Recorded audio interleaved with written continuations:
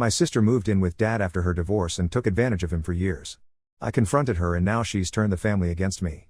I'm Jack, 29M, and I've been grappling with some intense family drama that's been eating away at me for months now. To give you some context, I have an older sister, Megan, 34F, who I used to be incredibly close with when we were kids. We were raised by our dad, Rick, 62M, after our mom, Sarah, passed away in a car accident when I was just 5 and Megan was 10. Growing up without mom was tough, but Dad did his absolute best to provide for us. He worked long, grueling hours as a mechanic at the local auto shop, often coming home with grease-stained clothes and exhaustion etched on his face. Despite the challenges, he always made sure we had food on the table and clothes on our backs. I remember countless nights where he'd sit with us at the kitchen table, helping with homework or just listening to our day, even though I could see the fatigue in his eyes. Megan and I coped with mom's loss differently. I threw myself into sports, joining every team I could at school. It was my way of staying busy and not thinking about the empty space at home. Megan, on the other hand, became fiercely independent. She excelled in her studies and took on a lot of responsibility around the house. I can still picture her at 14, standing on a step stool to reach the stove, determined to cook dinner for us so Dad could rest when he got home. As we got older, our paths started to diverge. Megan's excellent grades earned her a full scholarship to a prestigious university on the other side of the country. I still remember the day she left for college, Dad trying to hide his tears as he hugged her goodbye, and me feeling a mix of pride and abandonment. I chose to stay local for school, partly because I wanted to be close to Dad and partly because I wasn't sure what I wanted to do with my life. During those college years, Megan's visits home became less and less frequent. At first, it was just holidays, then it dwindled to once a year, if that. She'd call occasionally, but the conversations were always brief and surface level. Meanwhile, I was at home most weekends, helping Dad with house repairs or just keeping him company watching old Western movies, his favorite. After graduation, I landed a job at a local bank. It wasn't my dream career, but it was stable, and it allowed me to move into my own apartment while still being close enough to check on Dad regularly. I'd go over every Sunday for dinner, often bringing groceries or helping with chores around the house. Things took an unexpected turn about 5 years ago. It was a rainy Tuesday evening when Megan suddenly showed up on Dad's doorstep, a baby carrier in one hand and a duffel bag in the other. The baby, we learned, was Emily, Megan's 3-month-old daughter. Megan looked disheveled and exhausted, nothing like the put-together sister I remembered. Through tears, Megan explained that she had gotten divorced. Her ex-husband, a guy named Trevor whom none of us had ever met, they'd eloped in Vegas 2 years prior, had cheated on her with a coworker. The messy divorce had cost Megan her job at a high-profile marketing firm, and she had nowhere else to go. Dad, being the caring person he is, welcomed them with open arms. He didn't hesitate for a second, immediately offering up his home as a safe haven for Megan and Emily. I watched in awe as he transformed his beloved home office, the place where he'd spend hours tinkering with old radios and reading car manuals, into a cozy nursery for Emily. He even dug out some of our old baby things from the attic, including a rocking chair that had been in the family for generations. At first, it seemed like Megan was genuinely trying to get back on her feet. She got a part-time job at a local coffee shop and helped around the house. I remember visiting one evening and seeing her and Dad tag-teaming dinner, Megan chopping vegetables while Dad entertained Emily, making silly faces that had the baby giggling uncontrollably. It warmed my heart to see them bonding, and I thought maybe this unexpected turn of events would bring our family closer together. But as weeks turned into months, I started noticing a shift in Megan's behavior. She began leaving Emily with Dad for hours at a time, often not returning until late at night. When I'd ask where she'd been, she'd brush it off with vague answers about catching up with old friends or networking for better job opportunities. The part-time job at the coffee shop didn't last long. Megan quit after a few months, claiming she wanted to focus on finding a career more suited to her skills. But instead of job hunting, she seemed to spend most of her time lounging around the house or going on shopping sprees. I once noticed a pile of designer shopping bags in her room when I was helping Dad fix a leaky faucet, and it made my blood boil knowing Dad was struggling to make ends meet. Speaking of Dad's financial situation, it was getting dire. He had to dip into his modest savings to cover the extra expenses of having 2 more people in the house. I found out by chance when I overheard him on the phone with the bank, trying to negotiate a payment plan for his credit card bill. When I confronted him about it, he tried to downplay the situation, saying it was just temporary until Megan got back on her feet. But I could see the worry lines deepening on his forehead. I started helping out more, buying groceries and paying some bills without telling Dad. I didn't want him to feel like he was failing as a provider. Meanwhile, Megan never contributed a dime. She always had excuses. She was building her wardrobe for interviews, she needed to maintain a certain image for networking, she was investing in online courses to boost her resume. It was always something. The situation came to a head last year when Dad had a heart attack. It wasn't severe, thank goodness, but it was enough to land him in the hospital for a few days and scare the living daylights out of me. I practically lived at the hospital, sleeping in an uncomfortable chair by his bed and working remotely from the cafeteria when I could. Megan showed up once, staying for all of 30 minutes before leaving Emily with me and taking off, claiming she had an important meeting she couldn't miss. I later found out from Dad's neighbor that she'd been seen at the local bar that same evening. When Dad was released, the doctor stressed the importance of reducing stress and taking it easy. I took time off work to help him recover, but Megan barely acknowledged what had happened. She continued her same routine, leaving Emily with Dad while she went out. I tried talking to her about stepping up and helping more, but she always had excuses. Dad loves spending time with Emily, she'd say, or I'm still trying to figure out my career path. It's not easy in this economy. I bit my tongue to avoid causing more stress for Dad, but inside, I was seething. How could she be so selfish? How could she not see what she was doing to our father? The final straw came last month. I went to visit Dad on a Saturday afternoon and found him exhausted, trying to calm a crying Emily while Megan was nowhere to be seen. It turned out she had gone on a weekend trip with friends without telling anyone. Dad had been watching Emily for 3 days straight, all while trying to keep up with his doctor's orders to rest. I was beyond furious. When Megan finally returned Sunday evening, I confronted her. I told her she needed to start taking responsibility and stop taking advantage of Dad. She got defensive, saying I didn't understand how hard it was being a single mom, how she needed time for herself too. We got into a huge argument, voices raised and old resentments bubbling to the surface. I ended up leaving to avoid saying something I'd regret, but not before telling her she needed to grow up and start acting like a mother and a daughter. Now, Megan is barely speaking to me. She's told Dad that I'm trying to come between them and that I'm jealous of her relationship with Emily. Dad is caught in the middle, not wanting to take sides. He keeps saying we need to work it out as a family, but how can we when Megan refuses to acknowledge the problem? I love my sister and my niece, but I can't stand seeing Dad being taken advantage of like this. He's not getting any younger, and he deserves to enjoy his retirement without all this stress. The mechanic shop where he worked for over 30 years is trying to get him to come back part-time because they're short-staffed, and I'm worried he'll do it just to make ends meet. I don't know what to do. Should I try to talk to Megan again? Should I involve other family members, like our Aunt Jenny who lives a few hours away? Or should I just step back and let Dad handle it? I'm worried that if I push too hard, I'll end up pushing Megan and Emily away completely, which would break Dad's heart. But I also can't sit by and watch this continue. Any advice would be appreciated. I feel like I'm walking a tightrope, and one wrong move could send our whole family crashing down. Update 1. It's been about a month since my last post, and a lot has happened.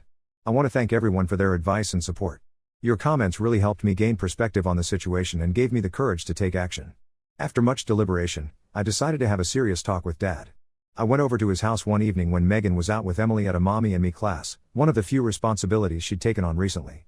I found Dad in his garage, tinkering with an old radio, a hobby he'd all but abandoned since Megan moved back in. Seeing him there, surrounded by his old tools and the familiar smell of motor oil, brought back a flood of childhood memories. We sat down on the worn-out couch he kept in the garage, and I started to express my concerns about his health and the stress he's under. At first, he tried to downplay it, saying he was fine and that he loved having Emily around. But as we talked more, the facade began to crumble. Dad admitted that he was exhausted. He'd been using his credit cards to cover expenses and was falling behind on payments. He showed me a stack of bills he'd been hiding in his toolbox, away from Megan's prying eyes. What broke my heart the most was when he confessed that he was afraid of confronting Megan because he didn't want to lose his relationship with Emily.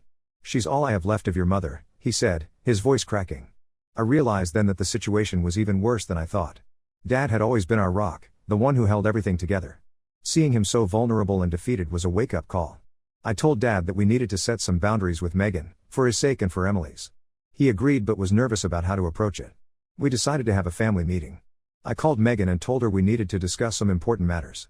She was reluctant, making excuses about being busy, but eventually agreed when I stressed how important it was to Dad. The meeting was tense from the start. We gathered in the living room, the same room where we used to have family game nights when we were kids. Those happy memories felt a million miles away as we sat there, the air thick with unspoken accusations and resentments. Megan got defensive as soon as we brought up her living situation. She accused me of trying to kick her out, of not understanding her struggles as a single mom. But when Dad started talking about his health issues and financial struggles, something in her seemed to shift. I saw a flicker of the old Megan, the sister who used to look out for all of us, in her eyes. We laid out some ground rules. Megan needed to find a job within the next month. She would start paying rent to Dad. I offered to cover half to make it more manageable for her. She would be responsible for Emily's childcare during work hours instead of relying on Dad. She would contribute to household chores and groceries. Megan wasn't happy about these changes, but she grudgingly agreed. I think seeing how tired Dad looked finally made her realize she needed to step up. We ended the meeting with an awkward group hug, initiated by Dad. It wasn't much, but it felt like a start. The next few weeks were rocky. Megan started job hunting, but she complained about it constantly.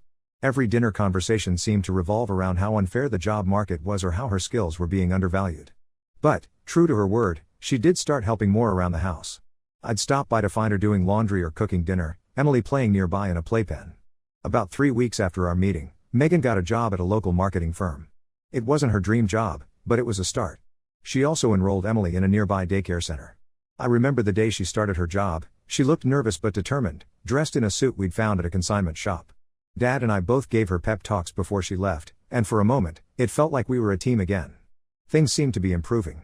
Dad's health was getting better, his blood pressure was down, and he was sleeping better. He even started talking about rejoining his bowling league, something he'd given up when Megan moved back in. But I couldn't shake the feeling that Megan was still resentful. She was cordial to me when I visited, but there was an underlying tension. Sometimes I'd catch her glaring at me when she thought I wasn't looking, or making snide comments under her breath. Then, last week, I got a call from Dad. He sounded upset. Apparently, Megan had been talking to our Aunt Sarah, Dad's sister, behind our backs. Aunt Sarah had always been closer to Megan. She'd been the one to help Megan move across the country for college and had attended her graduation when Dad couldn't get time off work. Megan had told Sarah that I was trying to control her life and that Dad was choosing me over her. She painted herself as the victim, saying we were making it impossible for her to be a good mother to Emily.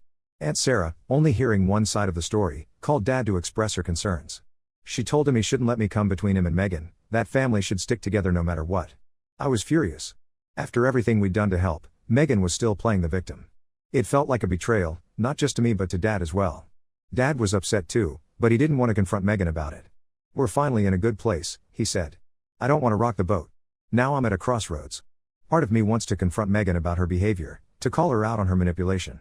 But another part worries that it will only make things worse. Dad's health has improved since Megan started helping more, and I don't want to jeopardize that. I'm considering reaching out to Aunt Sarah to explain our side of the story. Maybe if she understood the whole situation, she could talk some sense into Megan. But I'm not sure if that's the right move. Would it just be seen as me trying to turn more family members against Megan? Should I confront Megan? Talk to Aunt Sarah? Or just let it go and hope things continue to improve? I feel like I'm back on that tightrope, and one wrong move could send us all tumbling down again. Any advice would be appreciated. Update 2. It's been 2 months since my last update, and the situation has taken some unexpected turns. I want to thank everyone again for their advice and support. Your insights have been invaluable during this challenging time. After much consideration, I decided to reach out to Aunt Sarah. I felt it was important to clear the air and provide her with a full picture.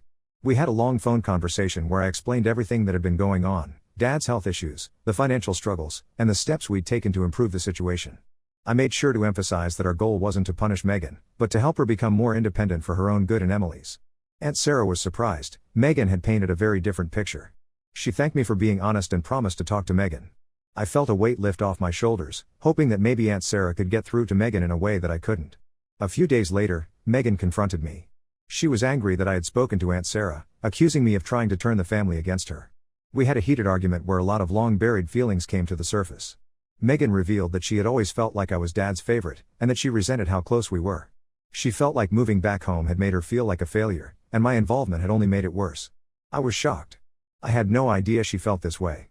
While I didn't agree with how she had handled things, I could understand her perspective a bit better. We both said some harsh things, but eventually, we managed to calm down and have a real conversation. It was the first time in years that we really talked, not just about the current situation, but about our childhood, our grief over Mom, and our fears for the future. In the midst of this family drama, something unexpected happened. Dad met someone. Her name is Linda, 58F, and they met at a community center where Dad had started volunteering. Apparently, he'd been going there for weeks without telling us, helping to organize a veteran support group. They hit it off immediately, bonding over their shared love of classic cars and old movies. At first, Megan and I were both a bit wary. We worried that Linda might be taking advantage of Dad, given his kindness and financial situation. But as we got to know her, we realized she was genuinely caring and had her own stable career as a librarian. She had lost her husband to cancer a few years back and wasn't looking for anything serious, just companionship. Seeing Dad happy made Megan and I both realize how much our conflict had been affecting him. We decided to try family counseling to work through our issues. It wasn't easy, and there were some tense sessions, but slowly, we started to understand each other better. Megan opened up about her struggles with single parenthood and her feelings of inadequacy. She admitted that she had been jealous of my stable job and close relationship with Dad. I shared my fears about Dad's health and my frustration with feeling like I had to take on so much responsibility. Through these sessions, we started to rebuild our relationship, remembering the close bond we had as kids. As for the living situation, we came to a new arrangement. Megan and Emily would continue living with Dad for now, but with a clear plan for Megan to move out within the next year. She's been sticking to her job and has even gotten a promotion. She's also been much more proactive about helping around the house and taking care of Emily. Dad's relationship with Linda has continued to grow. She's been a positive influence, encouraging Dad to take better care of his health and to pursue his interests. She's also been great with Emily, often taking her to the library for reading sessions. Things aren't perfect, but they're definitely improving. Megan and I are talking more openly now, and while we still have disagreements, we're handling them much better. Dad seems more relaxed and happier than he's been in years. I'm cautiously optimistic about the future. There's still a lot of work to do, but for the first time in a long while, it feels like we're actually moving in the right direction as a family. Update 3, it's been 6 months since my last update, and I'm happy to report that things have continued to improve, though not without some challenges along the way. Megan has been doing well at her job and has been sticking to our agreement. She's been much more responsible with Emily and has been contributing to the household expenses. Her relationship with Dad has improved significantly, and it's been nice to see them enjoying each other's company again. Last week, I walked in on them laughing over old family photos, something I hadn't seen in years. As for Dad and Linda, their relationship has grown stronger. They've been traveling together, taking weekend trips to nearby towns and exploring new hobbies. Dad's even taken up painting, something he always talked about but never had time for before. It's been wonderful to see him so happy and active. However, about 2 months ago, we hit a bump in the road. Dad announced that he and Linda were thinking about getting married. While Megan and I were happy for them, it brought up some complicated feelings. We had to have some difficult conversations about what this meant for our family dynamics and living arrangements. After some initial tension, we all sat down together, Dad, Linda, Megan, and me, to discuss the future. Linda made it clear that she wasn't trying to replace our mom or push anyone out. She suggested converting the garage into a small apartment for Megan and Emily, giving them their own space while still being close to family. At first, Megan was resistant to the idea, feeling like she was being pushed aside. But after some thought, she realized it was a good compromise. It would give her more independence while still allowing Emily to be close to her grandfather.